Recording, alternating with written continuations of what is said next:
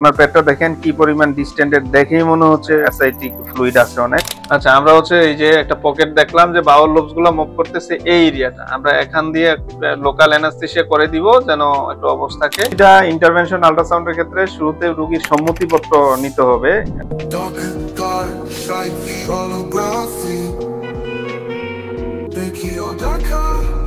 আসসালামু আলাইকুম, আমি doctor Saiful Islam Saif, consultant sonologist and intervention ultrasound specialist.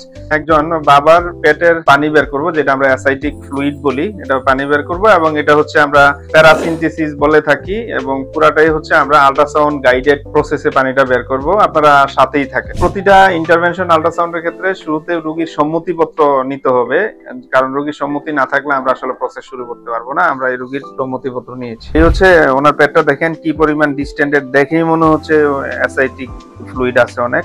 এবং আমরা হচ্ছে যে কোনো একটা পকেট খুঁজবো যেখান থেকে আমরা হচ্ছে কোনো রিস্ক থাকবে না এবং বাউল লোবস থেকে দূরে, এবং এখানে আমরা সিলেক্ট করেছি। এখন ওখানে আমরা স্ক্রিনে দেখাই। আচ্ছা, আমরা হচ্ছে এই যে একটা পকেট দেখলাম যে বাউল লোবস গুলো মুভ করতেছে এই এরিয়াটা, আমরা এখান দিয়ে লোকাল অ্যানাস্থেসিয়া করে দিব যেন একটু অবস্থাকে, এবং এই সেটটা থেকে আমরা কালেক্ট করব। আমরা এই জায়গাটাতে হচ্ছে লিডোকাইন লোকাল অ্যানাস্থেসিয়া দিয়ে দিব। আচ্ছা, আমরা হচ্ছে নিডেল প্রোব ওরিয়েন্টেশন করে নিডেল ইনসার্ট করে ফেলেছি। এটা হচ্ছে নিডেলের যে জাস্ট সূক্ষ্ম দাগ, যেটা আমাদের এই যে ক্যাভিটিতে এসে পৌঁছেছে। আমরা যদি এখানে দেখাই দেখি, এই যে প্রোব এবং নিডেল আমাদের হচ্ছে ওই যে 45 ডিগ্রি অ্যাঙ্গেল ঠিক রাখতে হবে যাতে নিডেলের পিক না হারিয়ে যায়। এখান থেকে আমরা স্যাম্পলটা করছি। আমাদের জাস্ট ফ্লুইড আসা শুরু করেছে আর কি। এটা ইনশাল্লাহ আমরা 2 লিটারের মতো আপাতত কালেক্ট করব।